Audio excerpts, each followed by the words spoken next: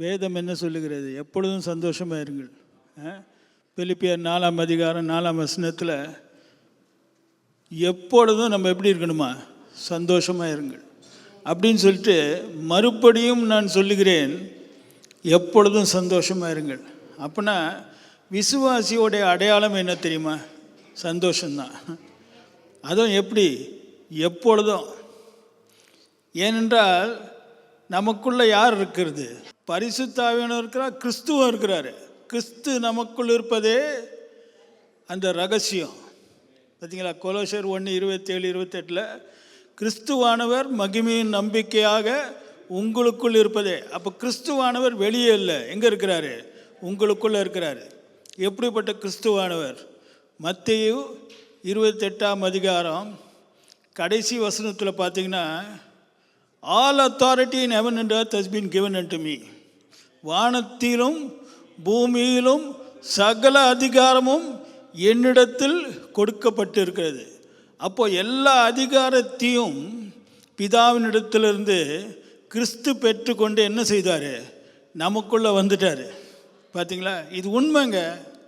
வார்த்தையை நீங்கள் நம்பணும். ஒரு காரியம் மாத்திரம் சொல்கிறேன், கேளுங்க. வார்த்தை நிறைவேறாமல் இருக்கவே முடியாது. ஒருவேளை அது தாமதிக்கலாம், ஆனால் நிச்சயமாக நிறைவேறும். நிறைய பேர் என்ன நினைக்கிறாங்கன்னா, உடனே வார்த்தை நிறைவேறணும்னு. அந்த மாதிரி நினைக்கக்கூடாது. சில பேருக்கு உடனே இம்மிடியட்டாக நிறைவேறும், ஆனால் சில பேருக்கு கொஞ்சம் டைம் எடுக்கும். ஆனால் டைம் எடுத்தாலும் நிச்சயமாக ஒரு காரியத்தை புரிஞ்சுக்கிங்க, வானமும் பூமியும் ஒளிந்து போனாலும் கர்த்தருடைய வார்த்தை ஒளிந்து போகவே போகாது. எங்கே போட்டிருக்கு? மத்தேயு 24:35, லூக்கு 16ஆம் அதிகாரம் 17ஆம் வசனத்தில் பார்த்தீங்கன்னா, வார்த்தை நிறைவேறாமல் இருக்கவே முடியாது. இதை மாத்திரம் நீங்கள் புரிஞ்சுக்கிட்டீங்கன்னு வச்சிங்க, அதுக்கு பிறகு உங்களை யாருமே அசைக்க முடியாது. ஏன் தெரியுமா உங்களை யாரும் அசைக்க முடியாது? உங்களுக்குள்ளே அசைக்க முடியாது கிறிஸ்து இருக்கிறாரு. பார்த்தீங்களா? ஆனால் ரட்சிக்கப்படாதவர்களுக்குள்ளே யார் இருக்கான்னு நான் சொல்ல மாட்டேன், உங்களுக்கே தெரியும். அப்படி தான் நம்மளும் இருந்தோம். நமக்குள்ளே வேற ஒருத்தர் இருந்தார். அவர் என்ன செய்தார்? அவருடைய இச்சைகளை நிறைவேற்றும்படியாக நம்மை தூண்டி கொண்டிருந்தார். ஆனால் தேவன் நம்மேல் வைத்த மகா அன்பினால் என்ன செய்தார்? நம்மை அவருடைய பிள்ளைகளாக மாற்றி கிறிஸ்து நமக்குள்ளாக இருக்கும்படியாக ஒரு ஸ்லாக்கியத்தை கொடுத்துருக்கிறார். அப்போ நீங்கள் எல்லாரும், நீங்கள் ஆஃபீஸ்க்கு போகிறீங்க, யார் இருக்கிறா ஆஃபீஸில்? நீங்கள் இருக்கீங்களா இல்லையா? அப்போது நீங்கள் இருந்தீங்கன்னா கிறிஸ்துவம் இருக்கிறாரு. பார்த்தீங்களா? அதனால் எந்த இடத்துல போனாலும் என்ன செய்யக்கூடாது? பயப்படவே பயப்படாதீங்க. சோத்திரம் பண்ணிகிட்டே இருங்க. ஏன்னா சோத்திரம் செய்வதே தேவனுடைய சித்தம். சந்தோஷமாக இருப்பதே தேவனுடைய சித்தம். இன்றைக்கி ஒரு அருமையான செய்தியை கர்த்தர் உங்களுக்கு கொடுக்க போகிறார். ஆகவே இதை கவனமாக கேளுங்கள். கண்டிப்பாக ஒரு இயற்கைக்கு அப்பாற்பட்ட வாழ்க்கையை வாழும்படியாக தேவன் உங்களுக்கு ஒத்தாசை செய்ய போகிறார். சந்தோஷமாக இருக்கீங்களா? ஏனென்றால் நீங்களாம் யார்? சாதாரணமான நபர்கள் அல்ல, இயற்கைக்கு அப்பாற்பட்ட நபர்கள். இதை நீங்கள் மறக்கவே கூடாது. ஏன் இயற்கைக்கு அப்பாற்பட்ட நபர்கள்? இயற்கைக்கு அப்பாற்பட்ட தேவன் நமக்குள் இருக்கிறார். எதற்காக இருக்கிறார்? அவருடைய விருப்பத்தின்படி, அவருடைய சித்தத்தின்படி நீங்கள் ஒவ்வொருவரும் இந்த உலகத்தில் வாழ வேண்டும் என்பதே நம்மை தெரிந்து கொண்ட தேவனுடைய சித்தம், நோக்கம். அவருடைய சித்தத்தை அவர் நிறைவேற்றாமல் இருக்கவே முடியாது. அதனால தான் நீங்கள் என்ன செய்யணும்? ஆண்டவரே சோத்திர, ஆண்டவரே என்னை தெரிந்து எடுத்தீரே, என்னை படைத்தீரே, என்னை இந்த உலகத்தில் உம்முடைய பிள்ளையாக மாற்றினீரே, நன்றி ஆண்டவரே, நன்றி ஆண்டவரே, என்னை சோத்திரம் பண்ணி கொண்டே இருக்கணும். சந்தோஷமாக இருக்கீங்களா? சரி, இந்த இடத்துல நீங்கள் கர்த்தரை நம்பி தியாகத்தோடு உங்கள் நேரத்தை எல்லாவற்றையும் தேவனுக்காக செலவழிக்கும்படியாக, வார்த்தையை கேட்கும்படியாக, வார்த்தையில் வளரும்படியாக, அபிஷேகத்தில் பெருகும்படியாக இந்த இடத்தில் நீங்கள் யாவரும் வந்திருக்கிறீர்கள். கரெக்டாக வந்திருக்கீங்கள? கர்த்தர் இன்று உங்களுக்கு ஒரு பெரிய அற்புதமான காரியத்தை செய்ய போகிறார். ஒருவேளை இந்த இடத்தில் அமர்ந்திருக்கிற நீங்கள் ஒரு பயங்கரமான பிரச்சனையில் மாட்டிக்கொண்டிருக்கலாம். இல்லாவிட்டால் ஒரு சாதாரணமான பிரச்சனைக்குள்ளாக நீங்கள் மாட்டிக்கொண்டு நீங்கள் ஜெபித்தாலும் இன்னும் வரல, நீங்கள் எதிர்பார்க்குற பதில் வரல, உங்களுக்குள்ளே ஒரு சந்தேகம், நான் இவ்வளோ நாள் ஜெபிக்கிறேன்னு எனக்கு பதில் வருமா, எப்போ பதில் வரும், என்னால் தாங்க முடியலையே, இந்த பிரச்சனை ரொம்ப பயங்கரமான பிரச்சனையாக இருக்கின்றது, எவ்வளோ நாட்கள் நான் இந்த பிரச்சனையோடு நான் சஞ்சரிப்பேன், எவ்வளோ நாட்கள் இந்த பிரச்சனைகள் என்னை உபத்திரப்படுத்த போகிறது என்று ஒரு எண்ணத்தோடு நீங்கள் வாழ்ந்து கொண்டிருக்கலாம், இந்த இடத்தில் வந்திருக்கலாம். இன்று ஆண்டவர் உங்களுக்கு ஒரு அருமையான வார்த்தையை தரப்போகிறார். இது தேவனுடைய சித்தம். எல்லாரும் எடுத்துக்கொள்ளுங்க. ஏசாயா 43:1 எல்லாம் எடுத்துக்கோங்க. இப்போதும் யாக்கோபே, இப்போதும் யாக்கோபே, உன்னை சிருஷ்டித்தவரும் இஸ்ரவேலே உன்னை உருவாக்கினவருமாய். பாருங்க, யாக்கோபே இஸ்ரவேலே, ரெண்டு பேர், யாக்கோபே இஸ்ரவேலே. அப்போ இந்த நாளில் இஸ்ரவேல் யார்? ஆபிரகாமின் சந்ததி. ஆபிரகாமின் சந்ததி யார்? கலாத்தியர் 3:29 கிறிஸ்துவனுடையவர்கள் ஆபிரகாமின் சந்ததி. கரெக்டா? அப்போது இப்போ யார் இஸ்ரவேல்? நீங்கள் தான் வேதாமத்தின் பிரகாரமாக இஸ்ரவேல், ஆபிரகாமின் சந்ததி. அப்போது 43:1 நல்லா கவனிங்க. யாக்கோபே உன்னை சிருஷ்டித்தவரும் இஸ்ரவேலே உன்னை உருவாக்கினவருமாகிய கர்த்தர். பார்த்தீங்களா எப்படிப்பட்ட கர்த்தர்? உங்களை சிருஷ்டித்த உங்களை உருவாக்கினவருமாகிய கர்த்தர். இப்போ அதே 43ஆம் அதிகாரம் 16 வாசிங்க. சமுத்திரத்திலே வழியையும் வலிய தண்ணீர்களிலே பாதையையும் உண்டாக்கி, நல்லா கணிங்க. சமுத்திரத்திலே வழியையும். யாராச்சும் சமுத்திரத்தில் வழியை உண்டாக்க முடியுமா? பாருங்க, எங்க வழியை உண்டாக்குறாரு? சமுத்திரத்திலே வழியையும் வலிய தண்ணீர்களிலே பாதையும் உண்டாக்கி. பாருங்க, இது சாதாரணமான தண்ணீர் கிடையாது, வலிய தண்ணீர். அப்படி என்றால் இப்படிப்பட்ட இடங்களில் வழியையும் பாதையும் உண்டாக்குகிற கர்த்தர். அடுத்த வசனம் பாருங்க, தெளிவாக போட்டிருக்கான். ரதங்களையும் குதிரைகளையும் இராணுவங்களையும் பராக்கிரமசாலிகளையும் புறப்பட பண்ணி அவர்கள் எழுந்திராதபடிக்கு ஒருமித்து விழுந்து கிடக்கவும் ஒரு திரி அணைகிறது போல அவைகள் அணைந்து போகும் பண்ணுகிற கர்த்தர் சொல்லு. பாருங்க, ரெண்டு இடத்துலையும் கர்த்தர் சொல்லுகிறதாவது. பார்த்தீங்களா? அதுக்கு தான் வரும். அப்போ 1ஆம் வசனத்திலையும் கர்த்தர் சொல்லுகிறாரு. 1ஆம் வசனம் எப்படிப்பட்ட கர்த்தர்? உன்னை சிருஷ்டித்தவரும் உன்னை உண்டாக்கினவருமாகிய கர்த்தர் சொல்லுகிறதாவது. 16-17 எப்படிப்பட்ட கர்த்தர்? சமுத்திரத்திலே வழியையும் வலிய தண்ணீர்களிலே பாதையும் உண்டாக்குகிற கர்த்தர் சொல்லுகிறதாவது. பார்த்தீங்களா? அப்போ எந்த கர்த்தர் நீங்கள் புரிஞ்சுக்கணும், இது சாதாரணமான நபர் கிடையாது. அவர் நடக்க முடியாத காரியங்களை லேசாக எளிதாக செய்கிற கர்த்தர் சொல்லுகிறதாவது. இப்போ பார்த்தீங்கன்னா, ஒரு பிச்சைக்காரன் சொன்னான்னா அவனுடைய திறமைக்கு ஏற்றபடி தான் அவன் சொல்லுகிற காரியம் பலிக்கும். ஆனால் இப்படிப்பட்ட ஒரு கர்த்தர் சொல்லுவார் என்றால் அவருடைய திறமைக்கு ஏற்ற பிரகாரமாக தான் காரியங்கள் வாய்க்கும். அப்போ இதை புரிஞ்சுக்கணும். ஆண்டவரே, இப்படிப்பட்ட கர்த்தராகிய நீ சொல்லுகிறீரே, என்ன சொல்லுகிறீர் கர்த்தாவே என்று சொல்லி நாம் அறிந்து கொள்வது மிகவும் நல்லது. சந்தோஷமாக இருக்கீங்களா? அப்போ நீங்கள் ஆராதிக்கிற கர்த்தர் யார்? ஆராதிக்கிற வலிய தண்ணீர்களிலே பாதையை உண்டாக்குகிற தேவன். பார்த்தீங்களா? சமுத்திரத்திலே வலிய தண்ணீர்களிலே பாதையை உண்டாக்குகிற தேவன். அப்படின்னா நல்லா புரிஞ்சுக்கிங்க, இப்படிப்பட்ட கர்த்தர் உங்களுடைய கர்த்தராக மாறிட்டார். இந்த கர்த்தர் என்ன சொல்கிறான்னு பார்க்கலாமா? கர்த்தர் சொல்லுகிறதாவது என்ன சொல்கிறான்னு பாருங்க. 43:1 என்ன சொல்கிறான்னு பாருங்க. இப்போதும் யாக்கோபே உன்னை சிருஷ்டித்தவர் இஸ்ரவேலே உன்னை உருவாக்கினவருமாய் கர்த்தர் சொல்லுகிறதாவது. பயப்படாதே. இல்லை, பயப்படாதே. ஓகே, அதுக்கு பிறகு உன்னை மீட்டு கொண்டேன். பார்த்தீங்களா? என்ன அருமையான வார்த்தை பாருங்க. என்ன சொல்றாரு? உன்னை மீட்டு கொண்டேன். அப்படின்னா என்ன அர்த்தம்? உங்களை அவர் மீட்டு விட்டார். அடுத்து சொல்லுங்க. உன்னை பெயர் சொல்லி அழைத்தேன். உன்னை பேர் சொல்லி அழைத்தேன். பாருங்களேன், வெறும் மீட்டுட்டு அப்படியே விடல, உனக்கு ஒரு பேரை சொல்லி அழைத்தார். அழைத்துட்டு என்ன சொல்றார்? நீ என்னுடையவன். இதுதாங்க நம்ம புரிஞ்சுக்கணும். இந்த உலகத்தில் நீங்கள் ஜீவிக்கணும்னா இதை ஃபஸ்ட்டு புரிஞ்சுக்கணும். நீங்கள் யாருடையவர்கள்? உங்களுடையவர்கள் அல்ல. அது தெரியுமா? நீங்கள் என்னுடையவன்றாரு. அந்த காலத்தில் ஒரு பாட்டு பாடுவாங்க, நீ உனக்கு சொந்தம் அல்லவேன்னு. பார்த்தீங்களா? நீங்களே உங்களுக்கு சொந்தம் கிடையாது. ஆண்டவன் சொல்கிறாரு, நீ என்னுடையவன். ஏன் நீ என்னுடையவன்? நான் உன்னை மீட்டு கொண்டேன். நம்மளாம் மீட்கப்பட்ட ஜனங்க தானே. ஆமாம், அக்கிரமத்திலும் பாவத்திலும் மரித்து கிடந்த நம்மை அவர் மீட்டு உயிர்ப்பித்தார். மீட்கப்பட்ட ஜனங்க. அதனால தான் சாத்தான் உங்களை தொட முடியாது. இதை நீங்கள் புரிஞ்சுக்கலன்னா எல்லாமே தொடும். சாத்தான் மாத்திரம் கிடையாது, தீங்கும் தொடும், எல்லாமே தொடும். அதனால தான் நீங்கள் புரிஞ்சுக்கணும், நான் யாருடையவன்? என்னுடையவனே கிடையாது. நீங்கள் உங்களுடையவர்களாக இருந்தீங்கன்னா உங்களை தொடும்.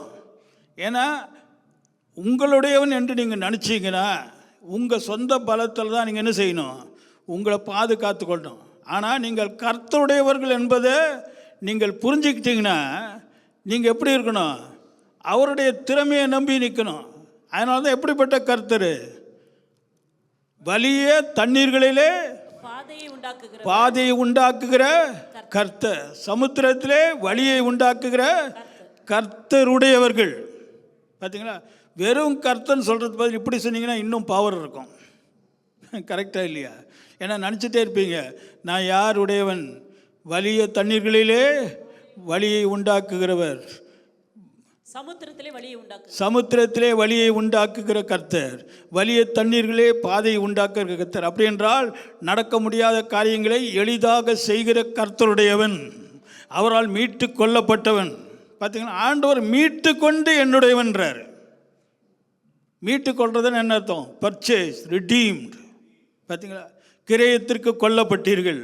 அது 1 கொரிந்தியர் 6 போட்டிருக்கோம், 20ஆம் வசனம். அது பார்க்க வேணாம். அப்போ நாம் எல்லாம் மீட்கப்பட்டோம். அப்போ சந்தோஷமாக இருக்கணுங்க. அதனால தான் தொடங்கும் போதே ஆண்டவர் என்ன சொன்னார்? எப்பொழுதும் சந்தோஷமாக இருங்க, சந்தோஷமாக இருங்க. உங்களுக்கு விரோதமாக எழும்பும் எந்த ஆயுதமும் வாய்க்கவே வாய்க்காது.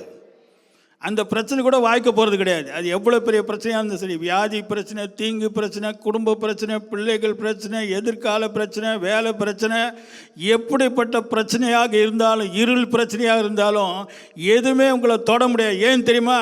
நீங்கள் உங்களுடையவர்கள் அல்ல, நீங்கள் வலிய தண்ணீர்களிலே பாதை உண்டாக்குற கர்த்தருடையவர்கள். அதனால தான் இன்னைக்கு கூட ஒருத்தர் சொன்னார், என்னங்க எங்கே பார்த்தாலும் பயங்கரமான செய்தி வந்துகிட்டே இருக்குது, திடீர்னு பார்த்தா யுத்தம் வருதுன்றான், இது வருதுன்றான், விலைவாசி ஏறுதுன்றான். எது ஏறுனா எனக்கு என்ன வந்துச்சு? நான் கர்த்தருடையவன். ஒரு அல்லேலூயா சொல்லுவோமா? இப்படி வச்சுக்கிங்களேன். இப்போது நீங்கள் பெரிய கோடீஸ்வரர் இருக்குன்னு வச்சுங்க, உங்கள் பிள்ளைக்கு விலைவாசி ஏறுனா அதுக்கு என்ன வந்துச்சு? பேங்க்கில் வந்து ஒரு 50 மில்லியன் இருக்குதுன்னு வச்சுங்க, விலைவாசி ஏறுனா அதுக்கு என்ன வந்துச்சு? ஒரு கவலையும் படாது. ஏன் கவலைப்படாது? உங்கள் பிள்ளை.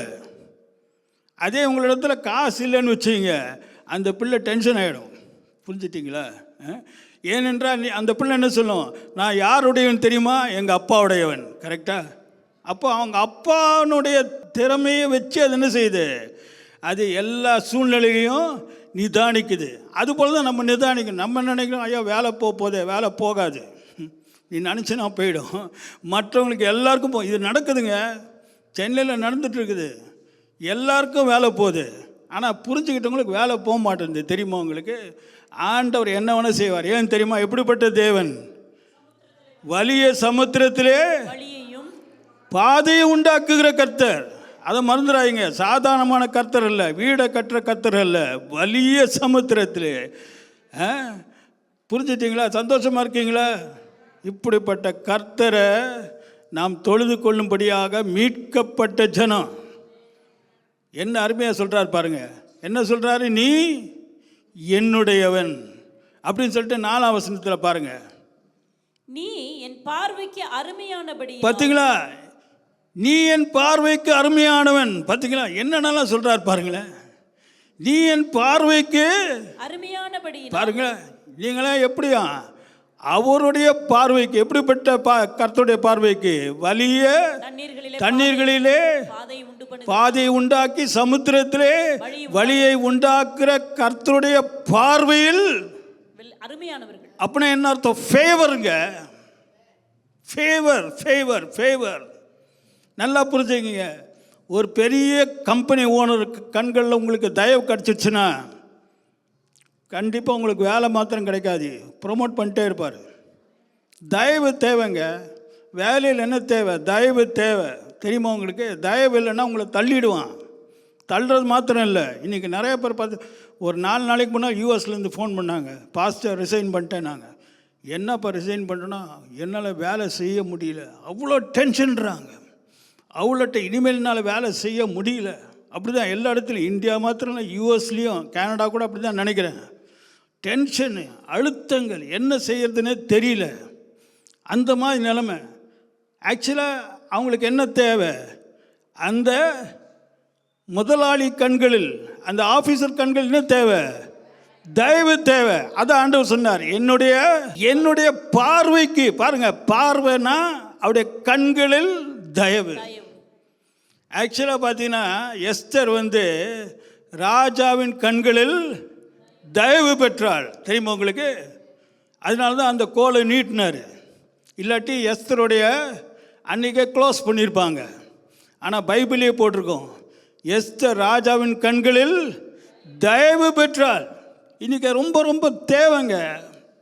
ஏன் தெரியுமா? எஸ்தரை ராணியாக தெரிந்தெடுத்தாங்க.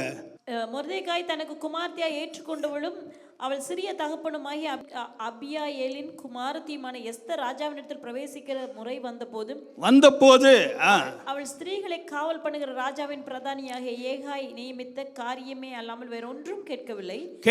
ஒண்ணுமே கேட்கல. பாருங்க, மற்றவங்களாம் எல்லாத்தையும் கேட்டாங்க, இவ ஒன்னுத்துமே கேட்கல. வாசிங்க. எஸ்தருக்கு தன்னை காண்கிற எல்லார் கண்களிலும் எஸ்தர் தனக்கு காண்கிற எல்லார் கண்களிலும் தயை கிடைத்தது. எல்லார் கண்களிலும் தயவு கிடைத்ததுங்க.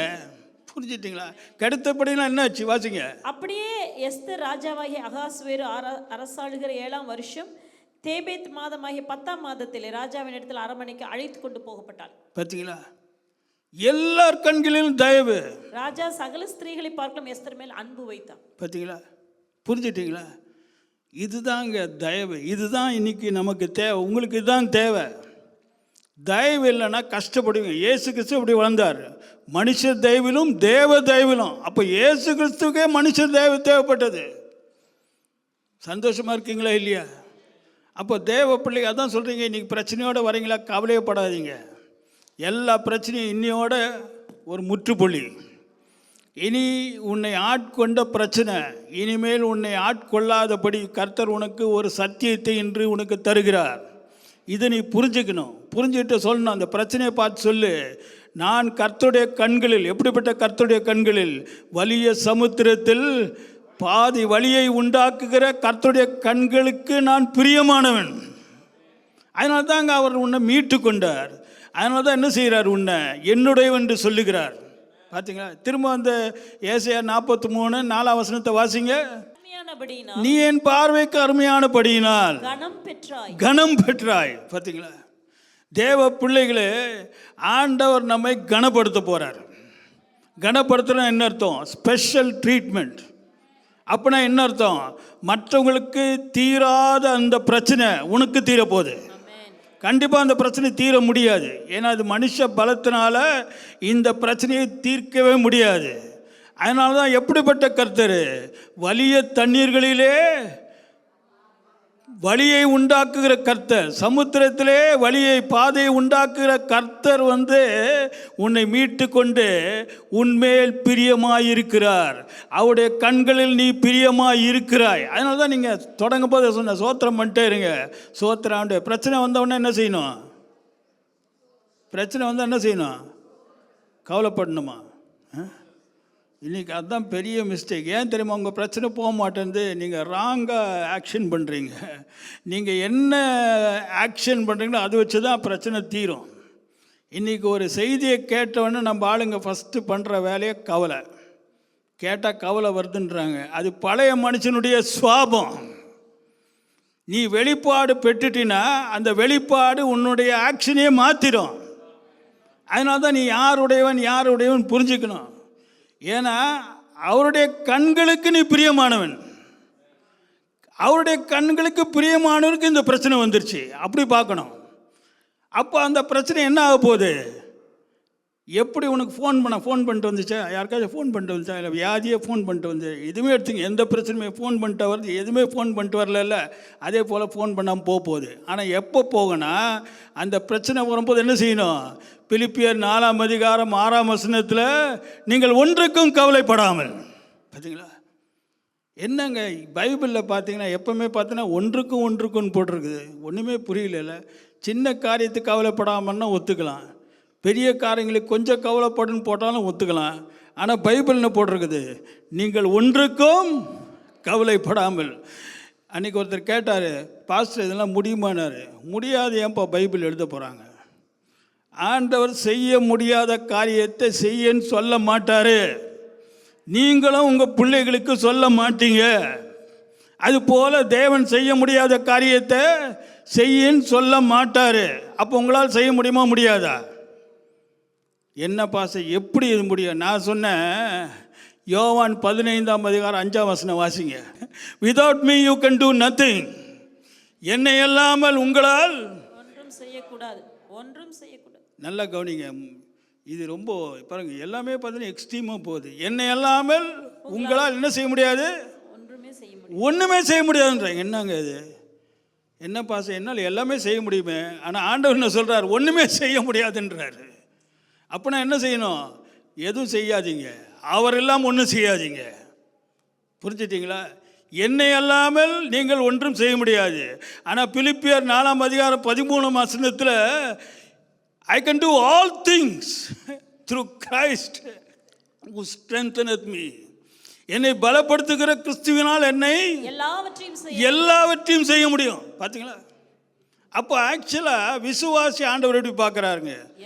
அவர் இல்லாமல் நீங்கள் ஒன்றுமே செய்ய முடியாது. ஆனால் உன்னை பலப்படுத்துகிற கிறிஸ்துவினால் எல்லாவற்றையும் செய்ய எனக்கு பலன் உண்டு. அப்படின்னா இந்த உலகத்தில் நீங்கள் எந்த காரியத்தையும் கிறிஸ்து இல்லாமல் செய்யக்கூடாது. இதுதான் உண்மையான விசுவாசியின் ரகசியம். இன்னிலிருந்து ஒரு தீர்மானம் எடுங்க. ஆண்டவரே, அநேக காரியங்கள் நீர் இல்லாமல் நான் செய்ய முயற்சித்தேன். இப்படி தான் நம்முடைய மனசு தூண்டும், செய்யுன்னு சொல்லும், செஞ்சிருவோம். அப்படி செய்யாதீங்க.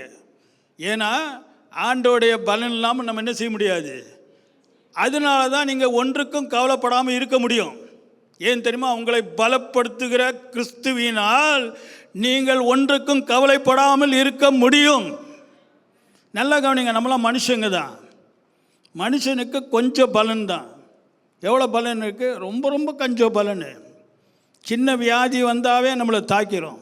அவ்வளோதான். நம்முடைய சரீரம் அற்ப சரீரங்க, சாவுக்கு ஏதுவான சரீரம். ரோமர் 8:11 சாவுக்கு ஏதுவான சரீரம். 1 கொரிந்தியர் 15 அற்ப சரீரம், ஜென்ம சரீரம். பார்த்தீங்களா? நேச்சுரல் பாடி, வைல்ட் பாடி. பார்த்தீங்களா? இப்படிப்பட்ட சரீரத்தில் ஒரு பலனும் கிடையாது. ஆனால் ஆண்டவர் என்ன சொல்கிறாரு? உன்னை பலப்படுத்துகிறார். அப்போ ஆண்டவர் என்ன செஞ்சிட்ருக்கார்? பலப்படுத்தி கொண்டிருக்கின்றார். அதனால தான் ஒவ்வொரு நாளும் எழும்பின உடனே ஜபத்தோடு எழும்புங்க.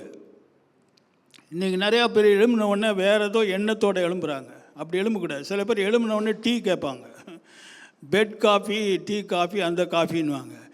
எழும்பின உடனே எந்த காஃபியும் கிடையாது. எழும்பின உடனே ஜப காஃபி. ஒரு அல்லேலூயா சொல்லுவோமா?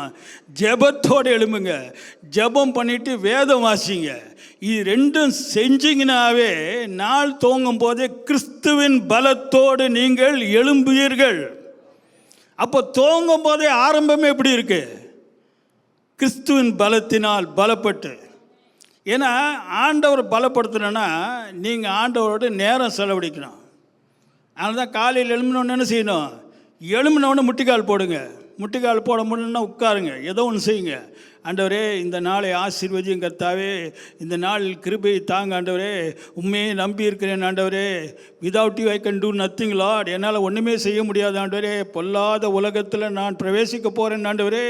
எந்த தீங்கு எங்கே காத்துட்ருக்கு, யார் அடிக்க போகுது, என்ன செய்ய போகுதுன்னு ஒன்றுமே தெரியல ஆண்டவரே. இறங்குங்கப்பா, என் குடும்பத்தின் மேல் இறங்குங்கப்பா, என் பிள்ளைகளை பலப்படுத்துங்கப்பா, என் கணவனை பலப்படுத்துங்க, என் மனைவியை பலப்படுத்துங்கன்னு சொல்லி ஆண்டவருக்கு முன்னால் நல்லா ஜெபம் பண்ணி சோத்திரம் செலுத்துங்க. ஆண்டவரே நீ நல்லவர் நல்லவர், நல்ல தூக்கத்தை தந்தீர் கர்த்தாவே. இவ்வளோ நாட்களாக அருமையான காரியங்களுக்கு செய்தீர் கர்த்தாவே. இந்த நாளும் கர்த்தாவே அருமையான நாளாக இருக்கப்போ, this is the day that the Lord has made, I will rejoice and B Claude என்று சொல்லி, இது கர்த்தர் உண்டாக்கின நாள் ஆண்டவரே, இதில் நான் களி கூர்ந்து மகள போகிறேன் ஆண்டவரேன்னு சொல்லிட்டு நல்லா சோத்திரம் பண்ணிவிட்டு துதிச்சுட்டு கொஞ்சம் வேதத்தை வாசிங்க. இது ரெண்டுத்தையும் பண்ணிங்கனாவே அவருடைய பலன் உங்களுக்குள்ளே இறங்கிடும். சில பேர் வந்து ஒரு நாள் செஞ்சுட்டு 5 நாள் விட்டுருவாங்க. எவ்ரி டே பிரதர், ஒவ்வொரு நாளும் வி நீட் நியூ ஸ்ட்ரென்த்.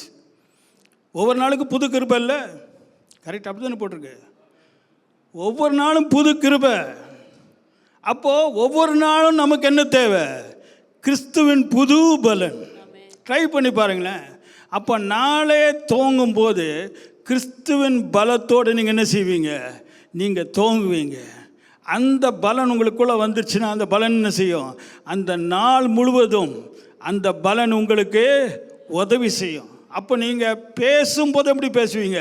கிறிஸ்துவின் பலத்தினால். திங்க் பண்ணும்போது என்ன செய்வீங்க? கிறிஸ்துவின் பலத்தினால் நீங்கள் எண்ணுவீர்கள்.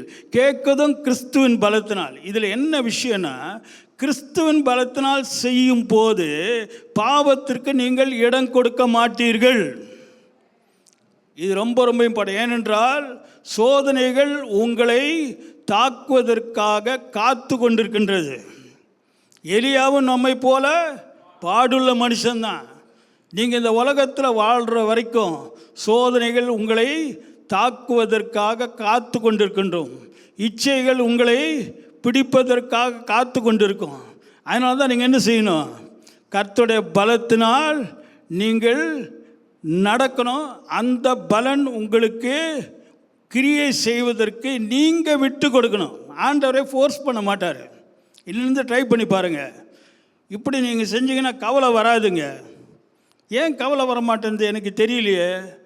ஏன் வரலன்னா, கிறிஸ்து உனக்குள்ளே இருந்து பலப்படுத்தி கொண்டுக்கிட்ட. அதுக்காக தான் கிறிஸ்து உள்ளே இருக்கிறாருங்க. எதுக்கு கிறிஸ்து நமக்குள்ளே இருக்கிறாரு? நம்மை பலப்படுத்தும்படியாக.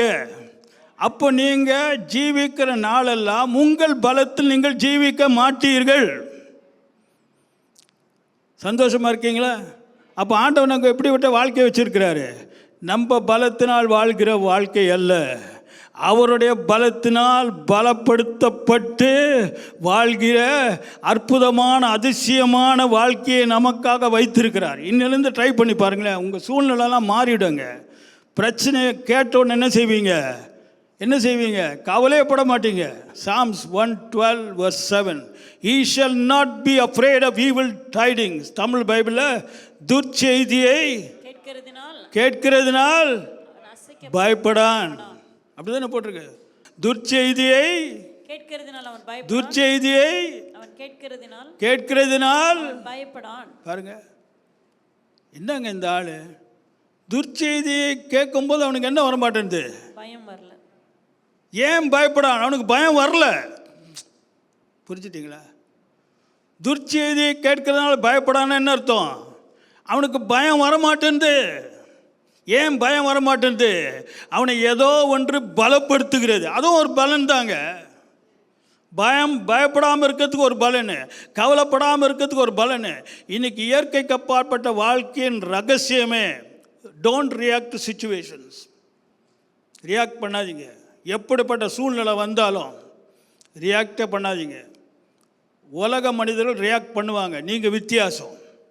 உங்களுக்கும் அவங்களுக்கும் பெரிய வித்தியாசம் இருக்குது. என்றால் உங்களை ஒருவர் பலப்படுத்தி கொண்டிருக்கின்றார். அவர் சாதாரணமான நபர் அல்ல. சகல அதிகாரத்தையும் பெற்ற சர்வ வல்லமுள்ள தேவன் உங்களை அனுதினமும் ஒவ்வொரு நொடியும் பலப்படுத்தி கொண்டு. அவர்களை பலப்படுத்த யாருமே கிடையாது. அவங்களுக்கு பலம் வந்து அவங்க பணம் தான், அவனுடைய படிப்பு தான், அவனுடைய அந்தஸ்து தான், அவன் கையில் இருக்க மெட்டீரியல் ரிசோர்ஸஸ் தான் அவனுடைய பலன். அவன் அதை தான் நம்பி தான் வாழ்கிறான். நீங்கள் அதை நம்பி வாழவே தேவையில்லை. உன் கையில் பணமே இருக்க தேவையில்லை. எலியாவுக்கு ஆண்டவன் தான் சொன்னார், அவர் சொன்ன வேலையை செய்து ஒழுங்காக முடித்தான். என்ன வேலை? 1 ராஜாக்கள் 17ஆம் அதிகாரம் எல்லாம் எடுத்துக்கொள்ளுங்கள். பின்பு கர்த்தருடைய வார்த்தை அவனுக்கு உண்டாயிற்று. 2ஆம் வசனத்தில் கர்த்தருடைய வார்த்தை அவனுக்கு உண்டாயிற்று. பார்த்தீங்களா? கர்த்தருடைய வார்த்தை அவனுக்கு உண்டாயிற்று. வாசிங்க. நீ இவ்விடத்தை விட்டு கீழ்த்திசையை நோக்கி நோக்கி போய் பாருங்க, என்ன அருமையா வார்த்தை வருது பாருங்க. கர்த்தருடைய வார்த்தை அவனுக்கு உண்டாயிற்று. அந்த வார்த்தையை அவன் கேட்டான்.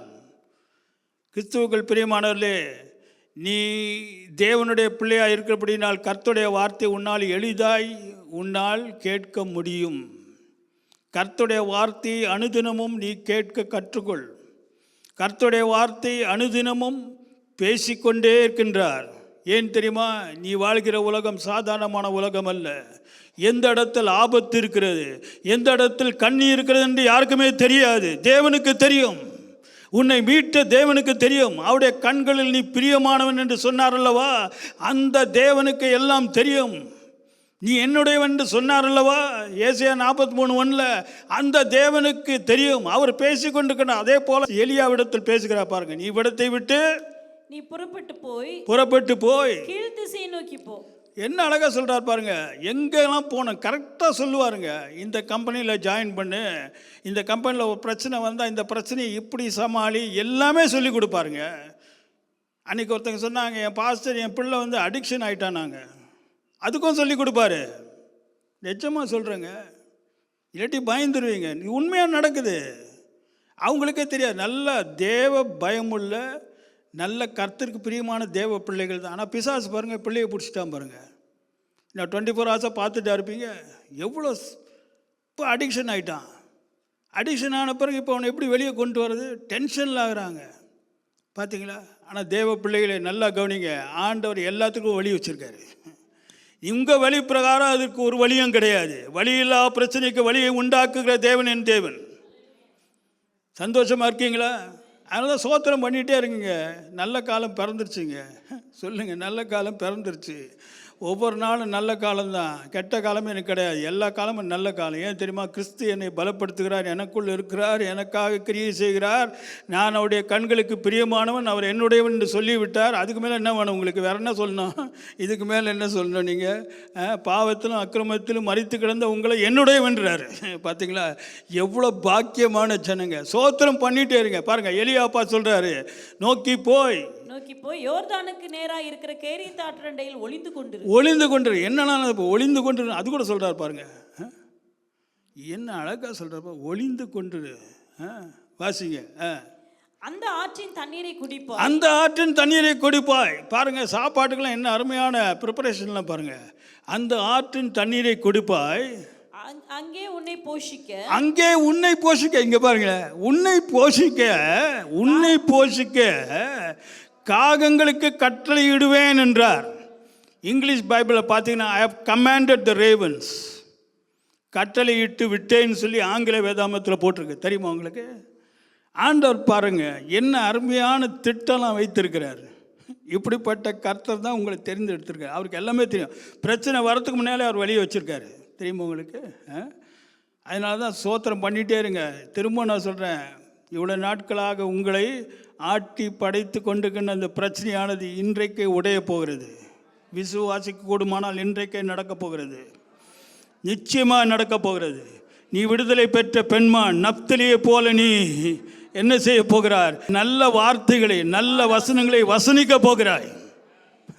ஏன்னா கர்த்தர் விடுதலை ஆக்கிட்டார். பாருங்களேன், காகங்களுக்கு கட்டளை இடுவேன். இங்கிலீஷ் பைபிளில் காகங்களுக்கு கட்டளை இட்டேன்.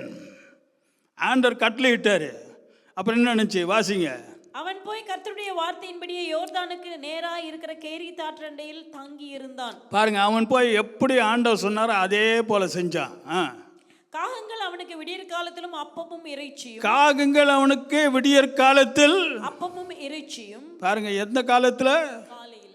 எந்த காலத்துல? விடியற் காலத்துல. பாருங்க, காகங்கள் அவனுக்கு விடியற் காலத்தில் என்ன கொடுத்துச்சான்? அப்பமும் இறைச்சியும். நான் வெஜிடேரியனுங்க. பார்த்தீங்களா? அது எங்கே நானும் திங்க் பண்ணிகிட்டே இருக்கேன், எங்கே இருந்து அந்த காகத்துக்கு இந்த நான் வச்சுட்டேன். பஞ்சம் ஓடிட்டு இருக்குங்க, பெரிய பஞ்சம் தெரியுமா உங்களுக்கு. ஆனால் காகங்கள் வந்து என்ன செய்தா, விடியற் காலத்தில் அப்பமும் இறைச்சியும்.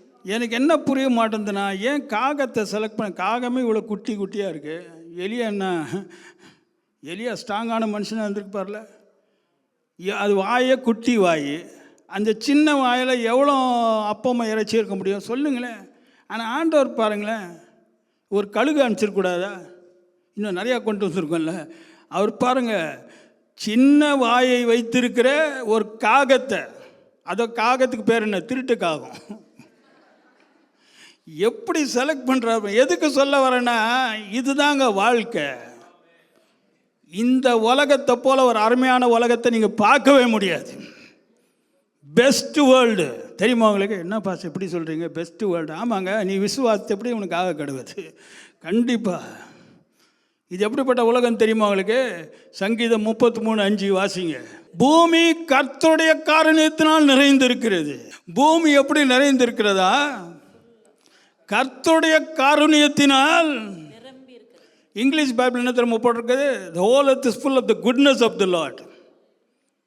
கர்த்தருடைய நன்மையினால் பூமி நிறைந்திருக்கிறது. இன்னைக்கு கேட்டால் பூமி தீங்கினால் நிறைந்திருக்கிறதுன்னு சொல்லி செய்தித்தாள் சொல்லும். பூமி வியாதியினால் நிறைந்திருக்கு, கரெக்ட் தானே.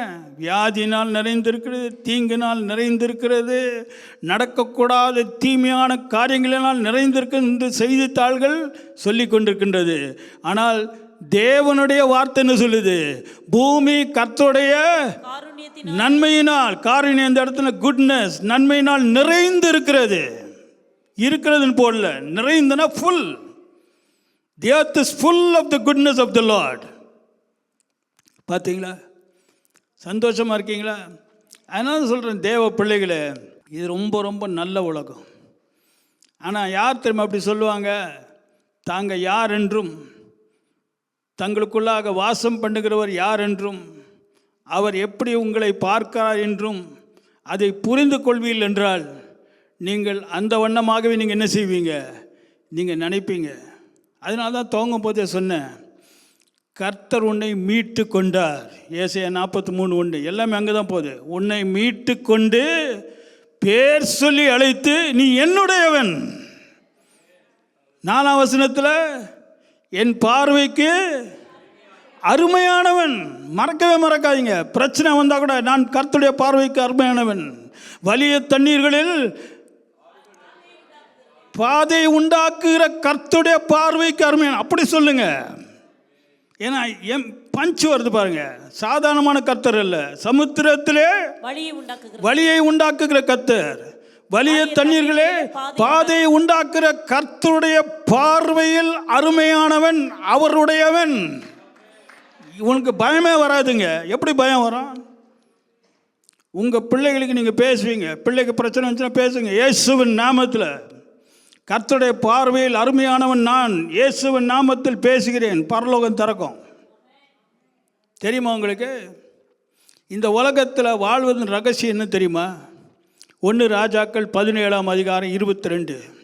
1 Kings 17:22. And the Lord heard the voice of Elijah. கர்த்தர் எலியாவின் சத்தத்தை கேட்டார். கர்த்தர் எலியாவின் சத்தத்தை கேட்டார். இதுதாங்க வாழ்க்கை. கர்த்தர் உங்க சத்தத்தை கேட்கணும். கர்த்தர் எலியாவின் சத்தத்தை கேட்டார். ஏன் தெரியுமா? கர்த்தர் எலியா கர்த்தரின் பார்வைக்கு அருமையானவன். அது மறந்துடாதீங்க. The Lord heard the voice of Elijah. கர்த்தர் எலியாவின் சத்தத்தை கேட்டார். இன்றைக்கு உன் சத்தத்தை கேட்பார். அப்போ உனக்கு என்ன கவலை? எவ்வளோ பெரிய பிரச்சனை வந்தாலும் உன் சத்தத்தை கர்த்தர் கேட்பார். கேட்டான என்ன ஆகும்? பதில் வரும். கேட்டு என்ன செய்தார்? பிள்ளையினுடைய ஆத்மா அவனுள் திரும்பி வந்தது, அவன் பிழைத்தான். மரித்த பிள்ளை தெரியுமா உங்களுக்கு? அந்த பிள்ளை மரித்து போய்விட்டான். ஆனால் எலியா ஜெபிக்கிறார். கர்த்தர் எலியாவின் சத்தத்தை கேட்டார். திரும்பவும் அந்த பிள்ளைக்கு ஜீவன் வந்தது. நடக்க முடியாத அற்புதம் நடந்தது. யாருமே சிந்திக்க முடியாத காரியம் நடந்தது. என்றால் நீ ஆராதிக்கிற கர்த்தர் சமுத்திரத்தில் வழியை உண்டாக்குகிற தேவன். வழிங்க, சமுத்திரத்தில் வழி. வலிய தண்ணீர்களிலே பாதை உண்டாக்குற. நடக்குமா? அதான் சொல்கிறேன், சோத்திரம் பண்ணிகிட்டே இருங்க. இப்படிப்பட்ட கர்த்தர் உன்னை தெரிந்து கொண்டு என்னுடையவன் என்னுடையவன் சொல்கிறாரு. அப்போ இந்த உலகத்தில் நீங்கள் எப்படி வாழ போகிறீங்க? சாட்சியாக வாழ போகிறீங்க. உன்னை காண்கிற யாவரும் ஏசாயா 61:9 நீ கர்த்தரால் ஆசீர்வதிக்கப்பட்ட சந்ததி என்று அறிந்து கொள்வார்கள். உன்னை பார்க்குறவங்களும் அறிந்து கொள்வாங்க. அறிந்து கொள்வதற்காக தான் ஆண்டவர் உன்னை ஜீவனோடு வைத்திருக்கிறார். சந்தோஷமாக இருக்கீங்களா? எதுக்கு ஆண்டவர் உன்னை ஜீவனோடு வைத்திருக்கிறார்? உன் மூலமாக தம்முடைய நாமத்தை அவர் பிரஸ்தாபப்படுத்த போகிறார். தேவ பிள்ளைகளே, இன்னைக்கு ஆண்டவரை பார்த்து சொல்லுங்க, ஆண்டவரே என் மூலமாக நீ செய்ய வேண்டிய காரியங்களை செய்யும்படியாக எனக்கு அப்படிப்பட்ட ஒரு மனதை தாங்கப்பா, அப்படிப்பட்ட ஒரு இருதயத்தை தாங்கப்பா. நான் மற்றவர்களைப் போல சாட்சி இல்லாத ஜீவிக்கக்கூடாது. தேவ பிள்ளை, கர்த்தரால் தெரிந்து கொள்ளப்பட்டவன், கிறிஸ்து எனக்குள் இருக்கிறார் என்ற சத்தியத்தை ஜனங்கள் பார்க்கும்படியாக என்னுடைய இருதயம் உமக்கு உகந்த வாசனையை வீசும் ஒரு இருதயமாக, உம்முடைய சித்தத்தின்படி ஜீவிக்கும் இருதயமாக, உம்முடைய வார்த்தைக்கு எப்பொழுதும் செவி கொடுக்கிற இருதயமாக இருக்கும்படியாக என் இருதயத்தை மாற்றுங்க ஆண்டவரேன்னு சொல்லி ஜெபிங்க. தேவனுக்கு பிரியமானவர்களே, இப்போவுமே புரிஞ்சிட்டிங்களா? துர்ச்செய்தியை கேட்கிறதுனால் பயப்படான். அதனால தான் சொன்னீங்க, நீங்கள் ஒன்றுக்கும் கவலைப்படாதீங்க. பிரச்சனை வந்தால் என்ன செய்யக்கூடாது? கவலைப்பட்டிங்கன்னா தான் இது எண்ணங்க வந்துகிட்டே இருக்கும். அந்த எண்ணம் வந்து என்ன செய்ய போகுது? அந்த பிரச்சனையை ஜாஸ்தியாக போகுது. தெரியுமா உங்களுக்கு? கவலைப்பட்டிங்கன்னா பிரச்சனை ஜாஸ்தியாகும். அது தெரியுமா? தெரியாதா?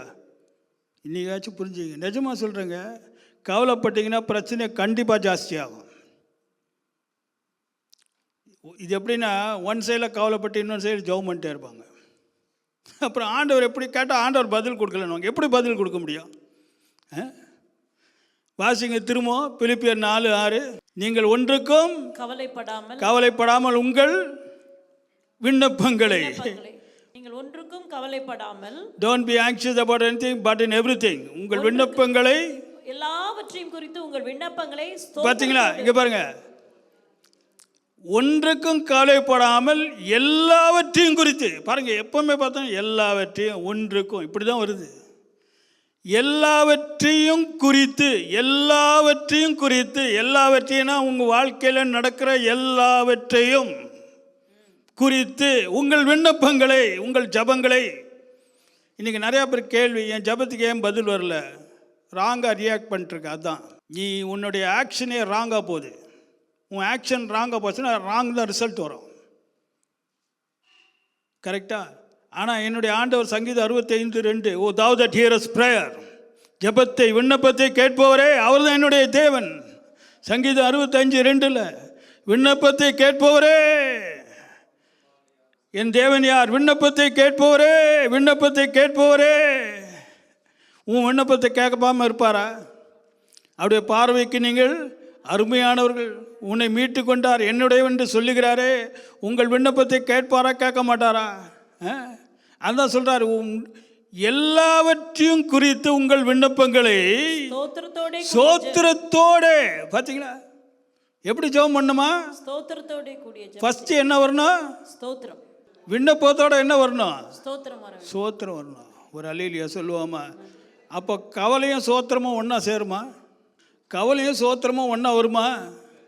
அதனால தான் ஒன்றுக்கும் கவலைப்படாதீங்கன்றாரு. ஏன்னா கவலைப்பட்டீங்கன்னா சோத்திரம் டூப்ளிகேட் சோத்திரம். அது இன்றைக்கி நிறைய பேர் டூப்ளிகேட் சோத்திரம் போட்டு சோத்திரம் பண்ண ஒன்றும் நடக்கலைன்றாங்க. அது சரியானது, அது டூப்ளிகேட் சோத்திரம். இது ப்ராப்ளம் என்னென்னா, கிறிஸ்துவின் பலத்தினால் சொல்லப்படுகிற சோத்திரம் இல்லை. அது தெரியுமா உங்களுக்கு? கிறிஸ்துவின் பலத்தினால் சொல்லப்படாத சோத்திரமே கணக்கில் எடுக்க மாட்டார். அதனால தான் ஆண்டவர் என்ன செய்கிறாரு? உங்களுக்கு அந்த பலன் கிடையாதுங்க. நம்மளாம் மனுஷங்க. எனக்கு ஆண்டவர் கற்றுக் கொடுத்த பாடம் என்னென்னா, நீ சாதாரணமான மனுஷன், உன்னால் சோத்திரம் கூட பண்ண முடியாது, உன்னால் ஜபம் கூட பண்ண முடியாது, ஆண்டவருடைய கிருபை இல்லாமல் எதுவுமே பண்ண முடியாது. தெரியுமா உங்களுக்கு? பிலிப்பியர் 2:13 தேவனே தம்முடைய தயவுள்ள சித்தத்தின்படி விருப்பத்தையும் செய்கையும் உண்டாக்குறார் இருக்கிறார். அப்போ பார்த்தீங்கன்னா விருப்பம் எங்கேருந்து வருது? தயவுள்ள சித்தத்தின்படி, தேவனுடைய தயவுள்ள சித்தத்தின்படி உண்டாக்குகிறார். விருப்பத்தையும் உண்டாக்குகிறார், செய்கையும் உண்டாக்குகிறார். அப்போ ஜெபிக்க செய்கிற விருப்பத்தை தருகிறவர் யார்? அவர்தான். அவருடைய தயவுள்ள சித்தம், பரிசுத்தமாக இருக்க வேண்டும் என்ற விருப்பத்தை தருகிறவர் யார்? அவரே உண்டாக்குகிறார். அவர் உண்டாக்கலைன்னா உன்னால் பரிசுத்தமாக இருக்க முடியாது. நீ பாவத்துக்கு விட்டுருவ. ஜெபம் பண்ண முடியாது. சில பேர் பாருங்கள், ஜெபமே பண்ண முடியல. ஒரு 10 நிமிஷம் ஜெபம் பண்ணாங்கன்னா ஒரு மாதிரி இருக்கும். பைபிள் வாசிக்கிறது அப்போ தான் எல்லா எண்ணமும் வரும். ஏன்னா ஆண்டவர் தான் விருப்பத்தையும் செய்கையும். பாருங்கள், விருப்பம் செய்கை ரெண்டுமே அவர் தாங்க. அப்படின்னா என்ன அர்த்தம்? உங்களால் ஒன்றுமே செய்ய முடியாது உங்கள் பலத்தினால். அதான் அவர் சொல்கிறாரு, தேவனே தம்முடைய தயவுள்ள சித்தத்தன்பை உண்டாக்குகிறார் என்றால் நீங்கள் அதை உண்டாக்கவில்லை, தேவன் அதை உண்டாக்குகிறார். அதை எடுக்க போய் சொன்னேன், without me you can do nothing. அவரை இல்லாமல் யோவான் 15:5 உங்களால் ஒன்றுமே செய்ய முடியாது. ஒன்றுமே செய்ய முடியாது.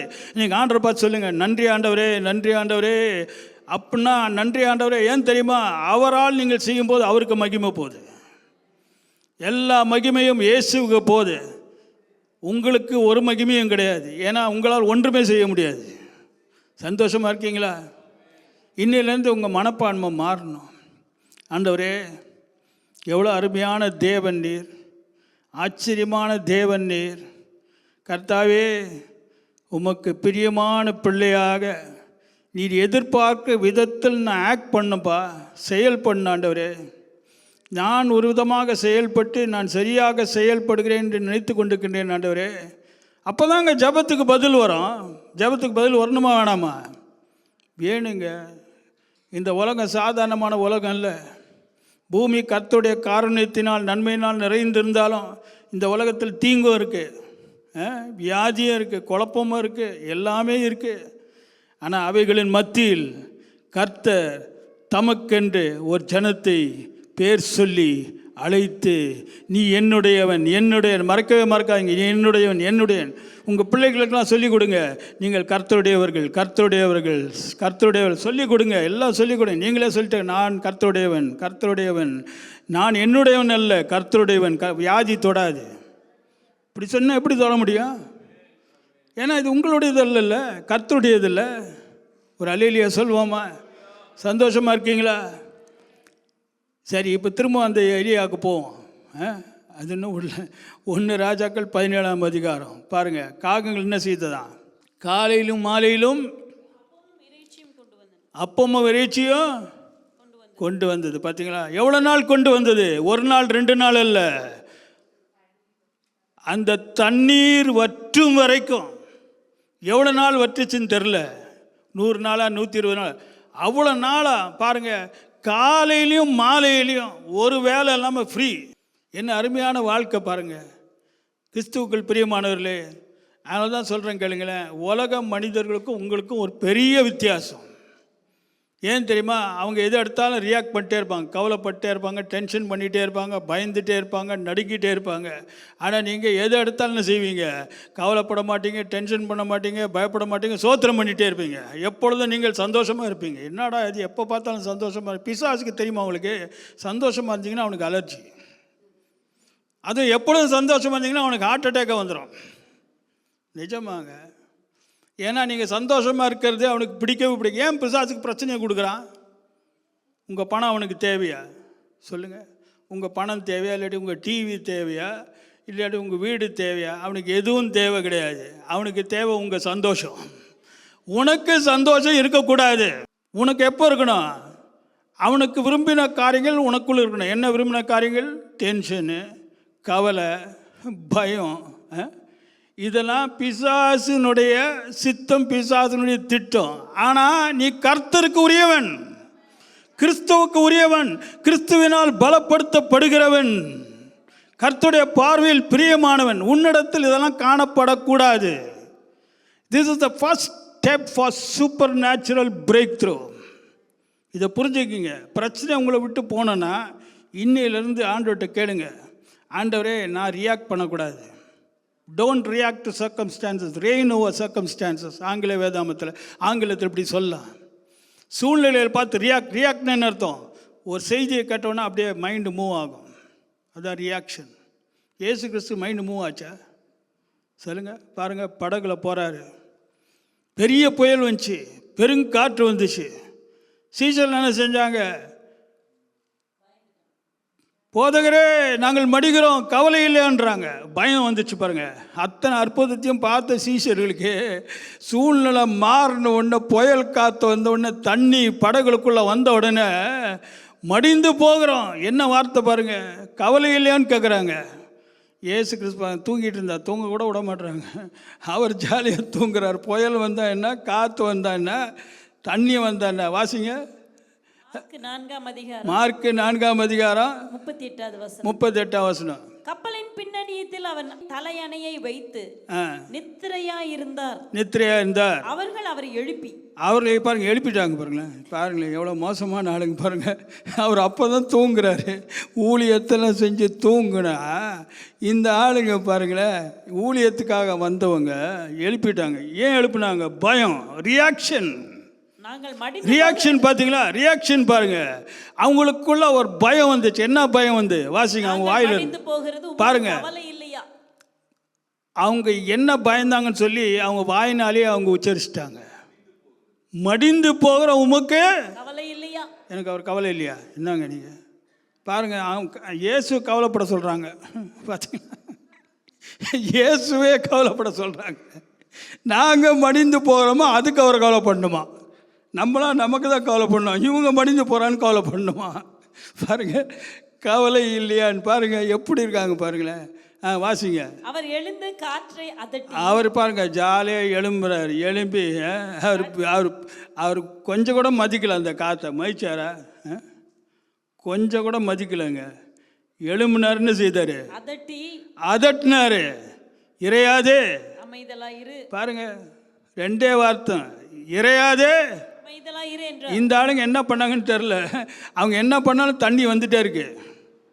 அந்த மாதிரி தான் நிறைய பேர் விசுவாசி வாழ்க்கையில் நீங்கள் என்னென்னோ ட்ரை பண்ணுறீங்க, ஆனால் காற்று போகிற மாதிரி தெரியல, ஜாஸ்தி ஆகுது. தண்ணி படகுல இன்னும் பெருகிட்டு கடைசியில் மடிந்து போகிற நிலமை வந்து பயத்தில். இன்றைக்கி நிறைய பேர் அப்படி தான் இருக்கீங்க. நீங்கள் இல்லை, வெளியே இருக்கவங்க, நீங்களாம் ரொம்ப நல்லவங்க. நீங்களாம் இயற்கைக்கு பாற்பட்ட ஜனம், இயேசுவை போல ஜீவிக்கிற ஜனம். அங்கே வெளியே இருக்கவங்க பாருங்கள், அவங்கள பற்றி சொல்கிறேன். பாருங்களேன், இறையாதே அமைதலாயிரு. வாசிங்க. அப்பொழுது காற்று நின்று போய், அப்பொழுது அவர் சொன்ன உடனே காற்று நின்று போய் மிகுந்த அமைதல் உண்டாயிற்று. இங்கே நோட் பண்ணுங்களேன், பைபிள் அருமையான புத்தகங்க. அப்பொழுது காற்று நின்று போய் அமைதல் உண்டாயிற்றுன்னு போடல, மிகுந்த அமைதல். நோட் பண்ணீங்களா? மிகுந்த அமைதல் உண்டாயிற்று. அமைதல் உண்டாயிற்றுக்கும் மிகுந்த அமைதல் உண்டாயிற்றுக்கும் பெரிய வித்தியாசம் இருக்கு. There was a great calm. தேவ பிள்ளைகளே, இதுதான் ஆளுகை செய்வதன் ரகசியம். பார்த்தீங்களா? இயேசு கிறிஸ்து ரியாக்ட பண்ணலார். He was reigning. எந்த காற்றும் அவர் அசைக்க முடியாது. ஏன் தெரியுமா? பிதாவின் கண்களில் அவர் பிரியமானவராக இருந்தார். தேவ பிள்ளைகள், இதுதாங்க ரகசியம். இயேசு கிறிஸ்துவின் ரகசியம் தெரியுமா உங்களுக்கு? யோவான் 8:29. என்னை அனுப்பினவர் என்னுடனே கூட இருக்கிறார். பிதாவுக்கு பிரியமானவைகளை நான் எப்பொழுதும் செய்கிறபடியா. பார்த்தீங்களா? பிதாவுக்கு பிரியமானவைகளை நான் எப்பொழுதும் செய்கிறபடியினால். இதாங்க அவருடைய ரகசியமே. He was always doing the will of the Father. பிதாவுக்கு பிரியமானவைகளை எப்பொழுதும், எப்பவும் பார்த்தோம், எப்பொழுதும் ஒன்றுக்கும் கவலைப்படாதிருங்கள், எப்பொழுதும் சந்தோஷமாயிருங்கள். அந்த எப்பொழுதும் இங்கே வருது பாருங்க. இதுதான் உண்மையான கடைசி நாட்கள் கொடியதாக மாறிட்டு இருக்கு. தேவ பிள்ளைகளை தீர்க்கதரிசனமாக ஆண்டவர் பேசுகிறார். Days are becoming problematic. Very, very complicated days we are entering. நாட்கள் கொடியதாக மாறிட்டே இருக்கு. நல்ல காலம் வரல, மோசமான காலம் தொடங்கிடுச்சு, போயிட்டே இருக்கு. இப்படிப்பட்ட காலத்தில் இப்படி தான் நீங்கள் செயல்படணும். அப்போ தான் உங்கள் ஜெபத்தில் பவர் இருக்குங்க. கர்த்தர் எலியாவின் ஜெபத்தை கேட்டார். எலியாவின் விண்ணப்பத்தை உங்கள் விண்ணப்பத்தை கேட்பார். எப்போ கேட்பார்? நீ பயப்படக்கூடாது. புயல் வந்தால் என்ன ஆண்டவருக்கு தெரியுமா தெரியாதா? அவருடைய கண்கள் பிரியமானவனுடைய பிரியமாக இருக்கா இல்லை கர்த்தருக்கு தெரியுமா? எல்லாம் தெரியும். நீ பிறக்கிறதுக்கு முன்னாலே என்ன வரப்போகுது எல்லாமே அவருக்கு தெரியும். பக்கத்தில் வியாதி காத்துட்ருக்கு, தீங்கு காத்துட்ருக்கு, எல்லாமே அவருக்கு தெரியும். சந்தோஷமாக இருக்கீங்களா? ஆனால் உங்களுக்குள்ள அந்த உணர்வு இருக்கணும், கர்த்தரனை நேசிக்கிறார், கர்த்தருடைய கண்கள் நான் பிரியமாக இருக்கிறேன்னு சொல்லிட்டு கர்த்தருக்கு பிரியமான உகந்த வாசனை வீசும் தேவ நபர்களாக ஜீவிக்க நம்மை நாமே அர்ப்பணிக்க வேண்டும். இன்றைக்கி கூட நீங்கள் மாற்றிக்கலாம். திரும்ப சொல்கிறேங்க, எல்லாமே உங்களுக்கு சாதகமாக ஒர்க் பண்ணுதுங்க. Everything is working in your favour. I am not joking, real everything. அதனால தான் Romans 8:28 all things work together for good. சகலமும் எல்லாம் உங்கள் நன்மைக்காக ஏதுவாக, சகலம் நன்மைக்கு ஏதுவாக கிரியை செய்கிறது. பாருங்கள், சகலம்னா எல்லாம். English Bible all things. சந்தோஷமாக இருக்கீங்க? எல்லாமே உங்களுக்கு நன்மையாக, கெட்ட செய்தி கூட உங்களுக்கு நன்மையாக தான் ஒர்க் பண்ணுது. எல்லாம்னா நல்ல செய்தி, கெட்ட செய்தி, எல்லாமே எல்லாமே என்ன செய்தான், எல்லாம் மொத்தமாக என்ன செய்யுது, உங்கள் நன்மைக்கு ஏதுவாக கிரியை செய்ய. அதனால தான் நீங்கள் பயப்படக்கூடாது. கர்த்தர் என்ன செஞ்சார் எலியாவை? இப்போது திரும்ப எலியாவுக்கு போவோம். 1 ராஜாக்கள் 17ஆம் அதிகாரம். காலையிலும் மாலையிலும் காகங்கள் அவனுக்கு அப்பமும் இறைச்சியும் கொண்டு வந்தன. அப்பமும் இறைச்சி என்ன செய்தது? கொண்டு வந்தது. பாருங்கள், ஃபெய்த்ஃபுல்லாக, உண்மையாக. பாருங்கள், எதுக்கு அதை நான் சொல்கிறேன்னா, ஏன் தெரியுமா அப்பமும் இறைச்சின்னு சொல்கிறேன்? ஆண்டவர் பெஸ்ட்டாக கொடுப்பாருங்க. புரிஞ்சிட்டிங்களா? புரியலையா? ஏன் வெறும் அப்பமா வெஜிடேரியன் கொடுத்துருக்கலாமே? எலியா கேட்டாரா நான் வெஜிடேரியன் ஒன்றுன்னு? சொல்லுங்கள், கேட்டாரா கேட்கலையா? அவன் கேட்கறதுக்கு முன்னாலே ஆண்டவர் சொல்லிட்டார், காகத்து கட்டளை இட்டேன்ட்டார். புரிஞ்சிட்டிங்களா? நாங்கள் பேசாமல் இருக்கீங்க, இது கூட புரிய மாட்டீங்க. ஆண்டவர் என்ன கொடுக்கணும், எப்படி கொடுக்கணும், எந்த விதத்தில் கொடுக்கணும் ஆண்டவருக்கு நல்லா தெரியும். உங்களுக்கு வேலை கூட எப்படி தெரியுமா கொடுப்பாரு? நீங்கள் எதிர்பார்க்குற வண்ணமாக இல்லை, நினைப்பதற்கும் எண்ணுவதற்கும் மிகவும் அதிகமாய் கிரியை செய்கிற வல்லமையின்படியே கிரியை செய்ய வல்லமுடைய தேவன் உனக்காக நிச்சயமாக நீ நினைப்பதற்கும் எண்ணுவதற்கும் மிகவும் அதிகமாக நிச்சயமாக செய்ய போகிறார். எபேசியர் 3:20. பார்த்தீங்களா? அதனால தான் சோத்திரம் பண்ணிட்டே இருங்க, எப்பொழுதும் சந்தோஷமாக இருங்க. காகம்லாம் காத்துட்ருக்குங்க, திருட்டுக்காகம் தான், எல்லாத்தையும் திருடும். ஆனால் உனக்கு கொடுக்குறக்காகமாக பானகை நான் மாறிடும். ஏன் தெரியுமா? கர்த்தர் கட்டளையிட்டார். ஏன் கட்டளையிட்டார்? எலியா கர்த்தர் சொன்ன வார்த்தையை ஆகாபுக்கு அப்படியே சொன்னான். சாதாரணமான காரியம் இல்லைங்க. 1 ராஜாக்கள் 14ஆம் அதிகாரம் 1ஆம் வசனத்தில் ஆகாப் ராஜாவுக்கு முன்னால் தனியாக போய் நிற்கிறான் ஒரு ஆள். பார்த்தீங்களா? கீலேயாத்தின் குடிகளிலே திஸ்பியனாகிய எலியா ஆகாபை நோக்கி தனியாக போய் ராஜாவுக்கு முன்னால் நிற்கிறான். யாராச்சும் செய்ய முடியுமா? ஆண்டவர் சொல்லிட்டார், போய் சொல்லுன்ட்டாரு. என் வாக்கின்படியே அல்லாமல் இந்த வருஷங்களில் பனியும் மழையும் பெய்யாதிருக்கும் என்று இஸ்ரவேலின் தேவனாகிய கர்த்தருக்கு முன்பாக நிற்கிற நான் அவருடைய ஜீவனை கொண்டு சொல்லுகிறேன். அந்த வார்த்தை பார்த்தீங்களா? சும்மா சொல்ல, அவருடைய ஜீவனை கொண்டு சொல்லுகிறேன். எலியாவாகிய நான் சொல்லுகிறேன் சொல்ல, அவருடைய ஜீவனை கொண்டு சொல்லுகிறேன். ஏன் அவருடைய ஜீவனை கொண்டு சொல்லுகிறேன் என்றால், நான் யாருக்கு முன்பாக நிற்கிறேன் தெரியுமா? இஸ்ரவேலின் தேவனாகிய கர்த்தருக்கு முன்பாக நிற்கிற நான். அப்பனா எலியாவின் வேலை என்னன்னா, அவன் கர்த்தருக்கு முன்பாக நின்று கொண்டிருந்தான். அதனால தான். ஆனால் ஆக்சுவலாக அவன் எந்த ஊர்? அவன் திஸ்பி, கீலேயாத்தின் குடிகளில் திஸ்பியனாகிய எலியா. பாருங்க, அவன் ஊரே கிலியாத் தான். அவன் சொல்லியிருக்கான், கீலியாத் ஊரை சேர்ந்த நான். பார்த்தீங்களா? அப்படி சொல்ல, அவன் எங்கே நின்று கொண்டிருந்தான்? உலகத்தில் நின்று கொண்டிருந்தானா, இல்லாட்டி என்னங்க உலகத்தில் நின்று கொண்டிருந்தான்? என்னங்க உங்களை மாதிரி நின்று கொண்டிருந்தான். ஆனால் அவன் பாருங்கள், எப்படி அவனுடைய இன்ட்ரடக்ஷன் பாருங்கள். அவன் இன்ட்ரடக்ஷன், அவன் இருதயத்தில் என்ன, இருதயத்தின் நிறைவினால் வாய் பேசும். அப்போ அவன் இருதயத்தில் இதுதான் எண்ணம். யாருக்கு முன்னால் நான் நிற்கிறேன்? இஸ்ரவேலின் தேவனாகிய கர்த்தருக்கு முன்பாக நிற்கிறேன் நான். எப்படிப்பட்ட தேவனாகிய கர்த்தர்? வலிய தண்ணீர்களில் பாதையையும் சமுத்திரத்திலே வழியையும் உண்டாக்கிற கர்த்தருக்கு முன்பாக நிற்கிறேன் நான். அவருடைய ஜீவனை கொண்டு சொல்லுகிறேன். பாருங்க, அவர் ஜீவனை கொண்டு சொல்றாராம். அவனுக்கு பயமே இல்லைங்க. அந்த நேரத்தில் அவனுக்கு பயமே இல்லை, தைரியமாக போய் சொல்கிறான். அவன் சொன்ன உடனே வார்த்தை வருது, எலியாவே இங்கேருந்து கிளம்பு, உனக்கு இயற்கைக்கு அப்பாற்பட்ட ஒரு போஷாப்பை நான் கட்டளையிட்டு விட்டேன். என் தேவன் இயற்கைக்குட்பட்ட போஷாப் அல்ல, இயற்கைக்கு அப்பாற்பட்ட போஷாப்பை தாம் தெரிந்து கொண்ட தமக்கு கீழ்ப்படுகிற தேவ பிள்ளைகளுக்கு தருகிற தேவன். இன்று நமக்கு தேவை இயற்கைக்கு அப்பாற்பட்ட போஷாப்பு. ஏன்னா ரிசெஷன் வரப்போகுதுன்னு சொல்கிறாங்க, கவலையப்படாதீங்க, சோத்திரம் பண்ணுங்க. எல்லாத்துக்கும் சோத்திரம் பண்ணு ஆண்டவர் தானே சொன்னார், சோத்திரம் பண்ணுங்க. எதுக்காக சோத்திரம் பண்ண போகிறீங்க? இயற்கைக்கு அப்பாற்பட்ட போஷாப்பு. காகங்களுக்கு உனக்கு போஷாப்பு உண்டாகும்படி, உனக்கு அப்படிதான் போட, உனக்கு போஷாப்பு உண்டாக்கும்படி, போஷிக்கும்படி இயற்கைக்கு அப்பாற்பட்ட போஷிப்பு. பார்த்தீங்களா, காகங்களுக்கு கட்டளையிட்டேன். கர்த்தர் ஏற்கனவே கட்டளையிட்டார், ரெடி ஆகிடுங்க. அதனால தான் உங்கள் வாழ்க்கையில் குறைவே இருக்காது, குறைவு இருக்கவே இருக்காது, குறைவின் மத்தியில் குறைவு இருக்காது. ஆக்சுவலாக பார்த்தீங்கன்னா எலியா வனாந்திரத்தில் சாப்பாடும் கிடையாது, ஒன்றும் கிடையாது. ஆனால் அப்படிப்பட்ட பயங்கரமான குறைவில் இவனுக்கு நான் vegetarian morning and evening. Brother, இதுதான் நம்முடைய தேவன், இதுதான் இயற்கைக்கு அப்பாற்பட்ட போஷாப். அப்படின்னு என்ன அர்த்தம்? Best, fresh and best. இதுதான் நம்முடைய தேவன். இன்றைக்கி நீங்கள் இப்படிப்பட்ட போஷாப்பை ருசி பாருங்கள் பிரதர்.